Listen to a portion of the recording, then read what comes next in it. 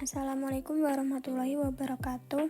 Sebelumnya perkenalkan kelompok kami, saya Putri Naila Nada dan teman saya Reza Ahmad Ababir. Di sini kami akan menjelaskan materi tentang harga transfer atau transfer pricing.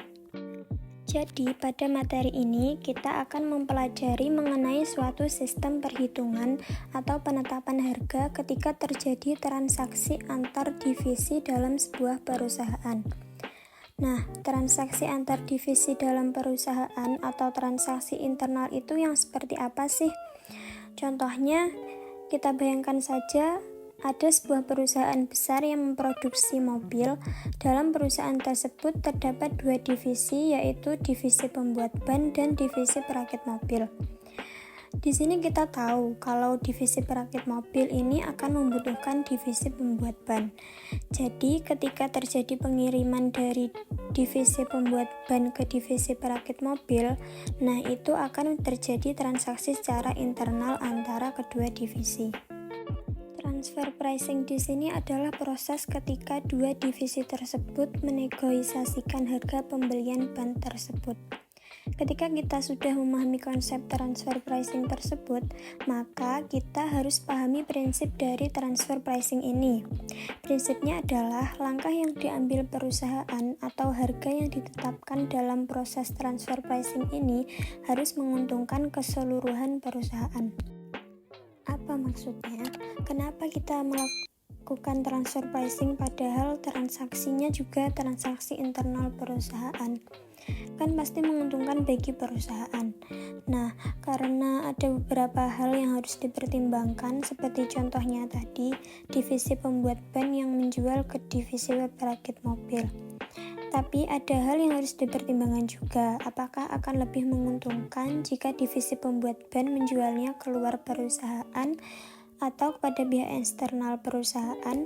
Begitu juga kepada divisi perakit mobil, apakah akan lebih menguntungkan juga ketika dia membeli ban dari supplier luar perusahaan. Nah, itu yang akan kita pelajari saat ini. Pembahasan selanjutnya adalah dampak harga transfer bagi laba perusahaan. Yang pertama, kita harus ingat dulu bahwa manajer divisi berhak untuk mengatur harga transfer semaksimal mungkin. Tapi, manajer divisi tidak boleh lupa bahwa tujuan akhirnya adalah keuntungan perusahaan secara keseluruhan. Dampak yang kedua adalah menghemat pajak penghasilan perusahaan, terutama bagi perusahaan multinasional. Apa itu perusahaan multinasional? Perusahaan yang punya cabang di berbagai negara. Kenapa dampaknya ke pajak penghasilan? Karena setiap negara punya kebijakan tarif pajak masing-masing. Secara naluri, perusahaan pasti akan mencari tarif pajak yang rendah jika pendapatannya lebih tinggi dan biaya lebih rendah, dan akan mencari tarif pajak yang lebih tinggi tetapi biaya lebih tinggi, pendapatan lebih rendah. Berikutnya kita bahas tujuan harga transfer. Kenapa kok biaya BEP bagi perusahaan bisa menguntungkan? Yang pertama, sebagai penilaian kinerja yang akurat, karena tidak ada satu manajer divisi pun yang memperoleh keuntungan atas beban divisi lain. Yang kedua, untuk mencapai keselarasan tujuan. Manajer divisi akan memilah tindakan yang akan memaksimalkan laba perusahaan secara keseluruhan. Dan yang terakhir adalah untuk menciptakan otonomi. Manajemen pusat tidak memiliki wewenang atau intervensi dengan keputusan yang diambil oleh manajer divisi. Selanjutnya, jadi dalam menentukan harga atau melakukan proses transfer pricing ini ada 3 cara yang bisa dilakukan dalam sebuah perusahaan. Yang pertama, dengan menegosiasikan harga. Seperti contohnya tadi, antar divisi pembuat ban dan perakit mobil melakukan negosiasi berapa harga yang paling tepat. Jadi mereka akan berdiskusi. Atau yang kedua, dengan cara divisi penjual ban menjual dengan harga modal mereka atau variable cost mereka.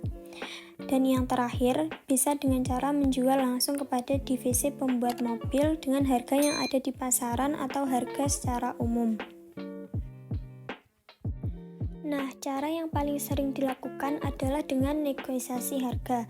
Jadi, akan terjadi proses tawar-menawar antar dua divisi. Poin penting dari negosiasi harga ini adalah yang pertama, harga yang ditentukan tidak boleh lebih rendah dari lower limit selling division, atau dengan kata lain harganya tidak boleh di bawah lower limit yang ditentukan oleh misalnya tadi divisi perusahaan ban. Dan harga yang ditentukan tidak boleh lebih tinggi dari upper limit buying division, karena itu akan merugikan si buying division atau tadi misalnya divisi perakit mobil. Baik, selanjutnya akan saya jelaskan mengenai negosiasi harga, yaitu lower limit selling division. Apa itu lower limit selling division? Lower limit selling division sendiri adalah biaya modal untuk memproduksi barang tersebut, karena jika dijual di bawah ini artinya perusahaan rugi. Maksudnya gimana? Maksudnya adalah lower limit sendiri adalah batas minimum harga yang dapat diterapkan oleh divisi penjual dalam sebuah perusahaan ketika melakukan transfer barang atau jasa ke divisi lain dalam perusahaan yang sama. Harga ini mencerminkan biaya minimum yang harus ditutup oleh divisi penjual agar tidak mengalami kerugian. Dan mengapa lower limit itu penting? Yang pertama adalah menjamin keberlanjutan operasional, yang kedua adalah menghindari kerugian, dan yang ketiga adalah transparansi dan keadilan. Rumus lower limit sendiri adalah variable cost ditambah contribution margin yang hilang dibagi unit transfer, di mana kesimpulannya adalah harga transfer harus lebih besar daripada lower limit itu sendiri. Selanjutnya kita masuk ke dalam upper limit. Nah, apa sih upper limit itu? Upper limit adalah batas maksimum harga yang dapat diterima oleh divisi pembeli dalam sebuah perusahaan ketika membeli barang atau jasa dari divisi lain dalam perusahaan yang sama.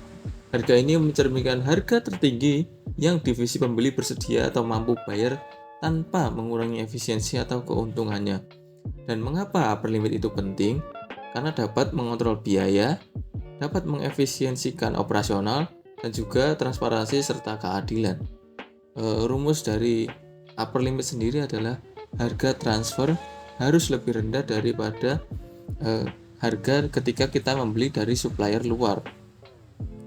Jika tidak ada supplier yang jual, maka harga upper limit sebaiknya lebih rendah dari profit yang akan didapatkan divisi pembeli.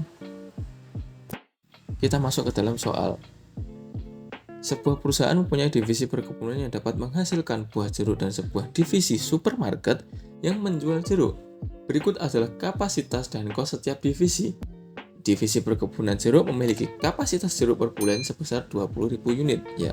Atau diartikan divisi perkebunan ini mampu menghasilkan jeruk sebesar 20.000 unit per bulannya. Dengan variable cost $15 per unit, fixed cost per bulannya $100.000, dan juga harga jual jeruk ketika keluar dari perusahaan sebesar $30 per unit. Sementara untuk divisi supermarket, harga beli jeruk di perkebunan luar sebesar $25 dengan kapasitas jeruk per bulan 1.000 unit. Jika divisi penanam jeruk masih memiliki kapasitas menghasilkan jeruk lebih sebanyak 1.000 unit dalam divisi supermarket mau membeli 1.000 unit, maka berapa harga yang layak untuk dinegosiasikan? Di sini selling division lowers possible transfer price sebesar $15 ditambah dengan biaya yang dikorbankan karena tidak ada, maka kita coret dibagi 1.000 unit sama dengan $15. Sementara untuk transfer price untuk cost of buying dari supplier luar sebesar $25. Maka range harga yang layak untuk dinegosiasikan oleh kedua divisi adalah sekitar $15 sampai $25. Lalu, bagaimana jika divisi penanam jeruk sudah tidak memiliki kapasitas menghasilkan jeruk lebih sebanyak 1.000 unit, atau bisa dibilang harus merelakan 1.000 unit pesanan dari luar jika ingin menjual ke divisi supermarket, dan divisi supermarket mau membeli 1.000 unit? Maka berapa harga yang layak untuk dinegosiasikan? Di sini dimasukkan ke dalam rumus transfer price sama dengan atau lebih besar dari $15 ditambah dengan, karena ini ada biaya yang perlu dikorbankan, maka di sini $30 dikurangi $15, ya ini harga jual. Ketika kita menjual keluar dikurangi variable cost dikali 1000 dibagi dengan 1000, maka kita dapat nilai sebesar $30. Sementara untuk cost of buying from outside supplier dari pembeli atau divisi supermarket hanya mau menerima upper limitnya sebesar $25.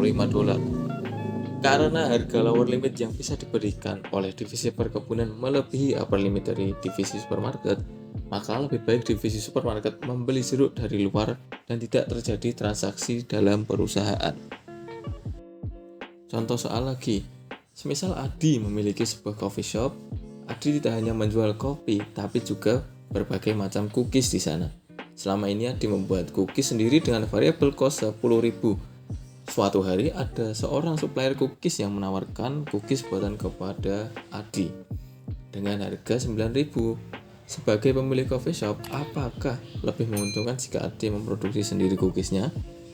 Nah, jika kita mengacu pada teori transfer pricing yang baru saja kita pelajari, tentu saja Adi akan memilih untuk mengambil cookies dari supplier luar dengan kualitas yang sama karena akan lebih menguntungkan baginya mengingat supplier price lebih rendah dari variable cost cookies Adi. Demikian tadi presentasi mengenai harga transfer dari kelompok kami. Jika ada kesalahan kata-kata, kami mohon maaf yang sebesar-besarnya. Wabillahi taufiq wal hidayah. Wassalamualaikum warahmatullahi wabarakatuh. Terima kasih.